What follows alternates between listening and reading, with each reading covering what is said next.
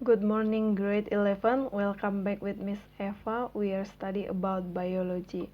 Oke, jadi hari ini kita belajar tentang jaringan penyusun organ pada tumbuhan ya, nak. Nah, jadi organ pada tumbuhan itu yang utama itu ada 3. Yang pertama ada akar, batang, dan daun. Sedangkan bunga, buah, dan biji itu merupakan organ pelengkap. Nah, jadi kita bahas yang pertama itu adalah akar ya. Nah, ya semua udah tahu ya fungsi akar yaitu menyerap sari-sari makanan dari dalam tanah menuju daun ya. Nah, jadi ini adalah gambar dari akar ketika dilihat dari mikroskop ya. Nah, ini adalah bagian dari anatomi.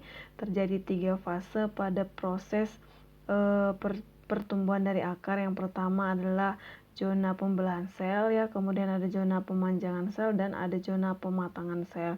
Nah, di zona pembelahan sel ini nanti terdapat tudung akar. Tudung akar ini akan melindungi jaringan-jaringan yang masih muda atau jaringan yang aktif membelah ketika hendak menembus tanah.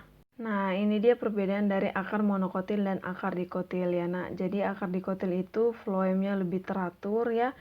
Kemudian ketika dibandingkan dengan anatomi dari akar monokotil ya, ini dia floem dan silemnya itu tersebar. Nah, organ penyusun tumbuhan yang kedua adalah batang ya. Nah, jadi semua anak-anak pasti sudah tahu ya apa fungsi batang, yaitu fungsinya adalah sebagai penegak tubuh tumbuhan dan juga tempat proses pengeluaran respirasinya ya.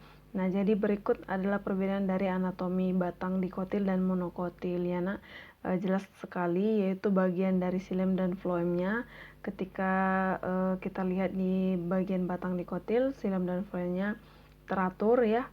Nah, sedangkan monokotil dia silem dan floemnya menyebar. Nah, yang ketiga adalah organ penyusun dari tumbuhan adalah daunnya. Nah, jadi daun itu juga sudah tahu ya apa fungsinya, nak, yaitu tempat tempat fotosintesis ya, nak, yaitu untuk pembentukan zat makanan pada tumbuhan dan juga tempat respirasi selnya ya. Nah, jadi ini Miss buat struktur daun anatomi tumbuhan monokotil dan dikotil ya. Nah, jadi pada tumbuhan monokotil ya lebih banyakan itu adalah jaringan spons ya. Nah, ketika kita lihat di daun tumbuhan dikotil ya terdiri dari 2 jaringan, yaitu jaringan palisade dan jaringan spons. Jadi zaman sekarang itu banyak sekali teknologi-teknologi untuk membuat bibit unggul ya, dan untuk perbanyakan bibit unggulnya. Nah, jadi ada teknik yang namanya kultur jaringan ya, nak. Jadi kultur jaringan ini digunakan untuk memperbanyak sel, di mana selnya itu sifat induknya itu sama dengan sifat anakannya ya. Nah, jadi ini merupakan salah satu bagian teknik dari pembudidayaan tanaman. Nah, jadi Miss buat gambarnya wortel ya. Jadi wortelnya ini kita ambil bagian sel-sel yang mudanya, kemudian kita masukkan ke bagian dari medium pertumbuhannya ya. Ini bisa dibuat dengan medium agar ya. Kemudian nanti jaringan mudanya ini atau disebut dengan explant akan terjadi pembentukan akar dan daun. Nah, ketika terjadi pembentukan akar dan daun, tanaman tersebut ditunggu agak besar dan kemudian dibuat di media tanah ya. Nah, jadi ini merupakan media perbanyakan sel atau media perbanyakan bibit unggul.